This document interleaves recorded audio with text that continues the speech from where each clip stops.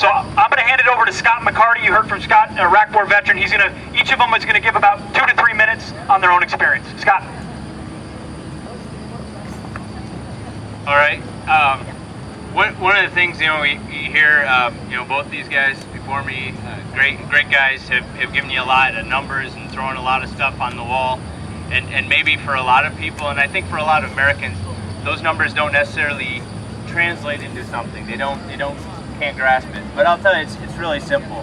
When you come home from being overseas and you can't get a job because of the injuries that you've sustained, you can't pay your bills. And luckily I had some savings, but I went through that. I had some credit, went through that. To the point where I had nothing, and I'm still waiting on claims. And this really isn't about me. This is about thousands, hundreds of thousands of other veterans that are out there in that same position. They don't have any way to pay the bills. You can only ask your friends, your family, whatever, for so much before you start being a burden. And when we're soldiers, we don't like to be a burden. We don't like to ask. We want to do for ourselves. So you end up in a situation where for a lot of people, it just makes any other health issues that they have even worse. This is about people, and this is about veterans. And I'm up here not because my issue, because I'm taken care of now, but I'm thinking about all those other guys. I'm thinking about the young troops that I trained up and that are out there now and going to be going forward, and what's going to be waiting for them when they come back if God forbid they have something happen to them.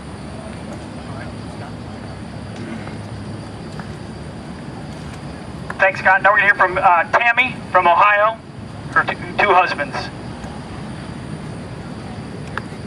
As you heard, I've buried 2 heroes waiting for their benefits. I buried one 5 years ago today. And it's a sin and a shame that we live in this country that has all this money. They have money to send to Egypt, a country that burns our flag. If that ain't sinful and shameful, I surely don't know what is. Both of my husbands died waiting for their benefits. When my first husband died 5 years ago today, I lost everything. I lost my house, I lost my job, I lost my car. Somebody even killed my dog. I lost everything. I didn't ever recover from that. I ain't gained nothing back. Then I met up with another man. I buried him 3 years after I married him. He waited for his benefits too. He didn't even know he could apply for his benefits. That's a sin and a shame. But I went online. I tried their new system. And Lord mercy, they lying to you. They lying to you because it ain't no faster. The man died. He didn't even have shoes when he died. We walked the state of Georgia because that was the only way we could get around. We lived on $755 a month that Social Security disability gave to my husband. And that's what we survived on for 3 years. And then he too died waiting for his benefits. And once again, I lost everything. Now I live with my daughter. My daughter supports me. My daughter feeds me. And I'm the mama. I'm supposed to be taking care of my children. My children ain't supposed to be taking care of me. But because of the VA backlog and the VA, I promised to keep it civil, I lost everything. I have nothing. So I would be a homeless person if it wasn't for my children. And then I got my daddy. My daddy's a World War II veteran. My mama and daddy get $1,000 a month from Social Security because they that old. My daddy went to apply for his pension that he fought for in World War II. And the government told my daddy he made too much money. Well, funny part of that is my brothers feed my parents every day. Every day my parents ain't got no money for food. No, their $1,000 that they make between the two of them, they pay their rent. They ain't got no more money. They ain't got nothing. So that's 2 families that were destroyed by the Veterans Administration. And that surely is unacceptable. And we will get this resolved. If I have to die to do it, I surely will, and I will keep this fight going until it's fixed, until every veteran is paid. These men fought for our freedom and our rights that we enjoy every day. Every day we enjoy these rights and these freedoms. And for the VA to treat these men like this, it's a sin and a shame. Last time I was on Facebook, there was a cartoon and it showed veterans, it showed young men lining up to fight for this country in one line. In the other line, it showed the veterans waiting for their benefits that they fought for. And it's funny because the line the veterans was in was twice as long as the line that the soldiers was in. And that's just wrong. This has to change, and everybody needs to help change this. If you enjoy your freedoms, you enjoy your rights, y'all need to help these people get this resolved, because the VA sucks. It surely does suck. That's just plain and simple. Thank you. Jenna Drescher. As an active duty Marine, I waited a year and a half for the VA to come back and give me a provisional rating system, rating all my disabilities. I waited after being held for a year and a half over my contract, waiting on the VA to file my claim and do all the paperwork. I got my provisional rating. I was separated from the Marine Corps, no more pay, and they said, all right, have fun, good luck.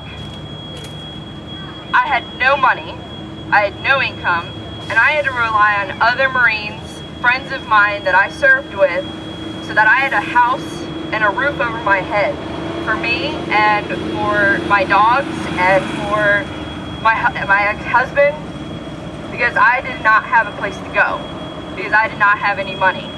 It took 3 months for the VA to finally come back and say, oh hey, that provisional rating is great. That's what we're going to give you. You're going to receive your pay in a couple months. You'll start getting paid. It took another 2 months after that for me to finally get my first check from the VA, so that I could go out and rent an apartment and have a place to stay, so that I didn't have to rely on other people to feed me, put a roof over my head, provide me with a place to shower, and it's ridiculous. At 29 years old, I shouldn't be having to be a possibility of a homeless person after serving my country and honorably serving for 6.5 years in the United States Marine Corps. I love the Marine Corps and I love everything that it stands for, and that's why I'm here, because this is ridiculous. That there are young men and women in this country that have sacrificed and given their lives, and I've spent my entire 20s in the military. I gave up my entire 20s, I gave up a college experience, college education, to go into the military and fight for this country, and to do something honorable with my life. But yet the VA can't come back around and do something honorable for me, and provide me with the benefits that I so rightly deserved after they destroyed both of my hips. I'm 29 years old, I've already had 1 hip surgery, and right now I am waiting until I'm old enough to have a hip replacement, because there's nothing that they can do to fix me. At least that's what they tell me.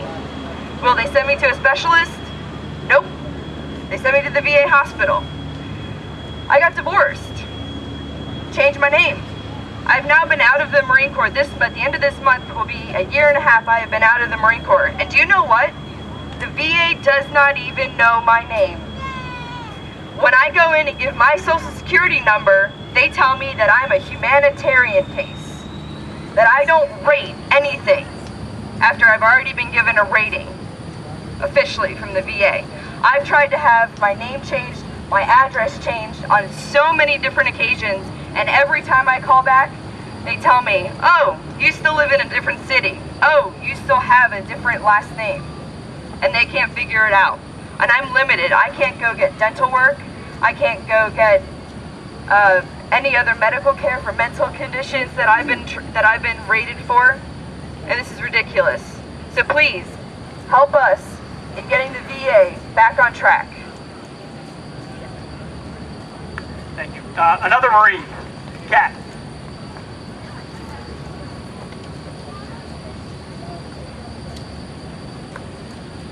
As a Marine, I don't know if I really need this, but I'm going to use it anyway.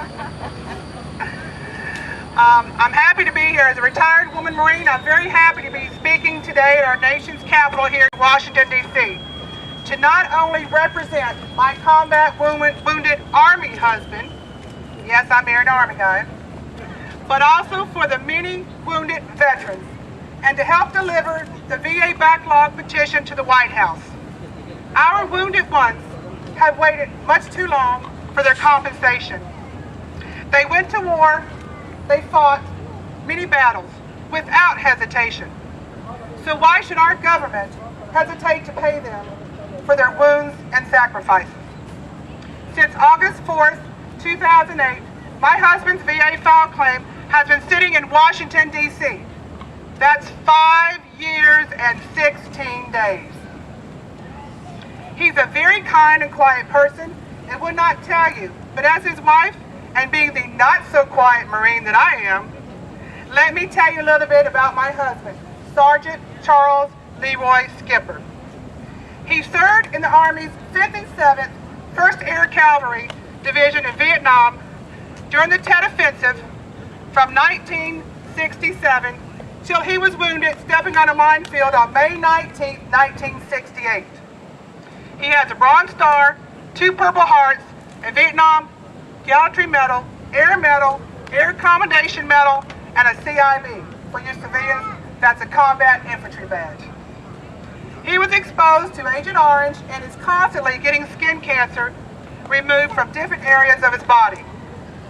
He daily has neck, hip, and back pain due to his past combat operations, such as jumping out of perfectly good helicopters into rice paddies and walking through the jungles carrying 80 to 100-pound packs on his back in Vietnam.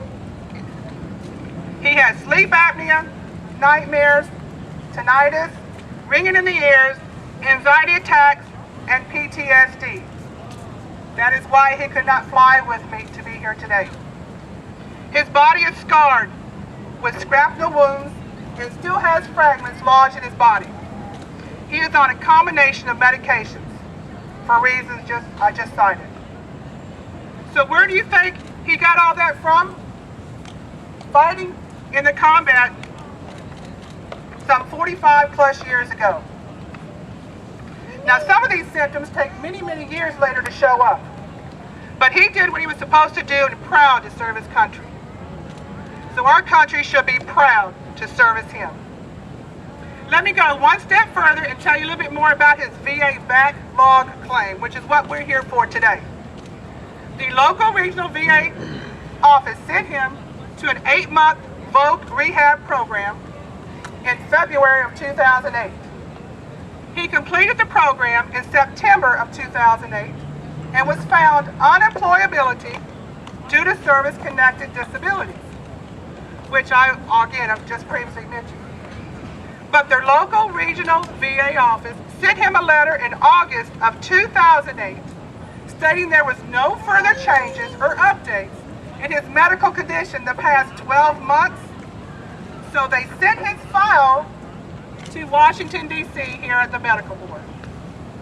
That was the same local VA office that sent him to the program to begin with.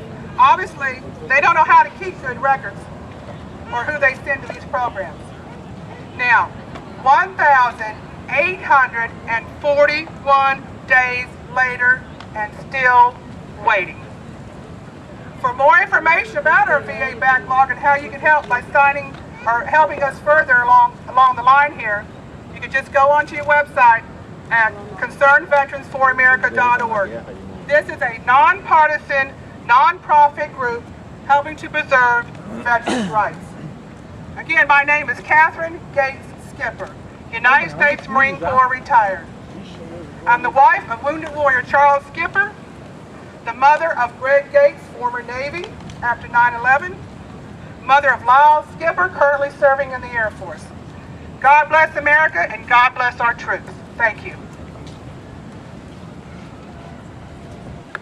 Thank you, Kat. And we're going to hear from one more person. It's Marine Row here.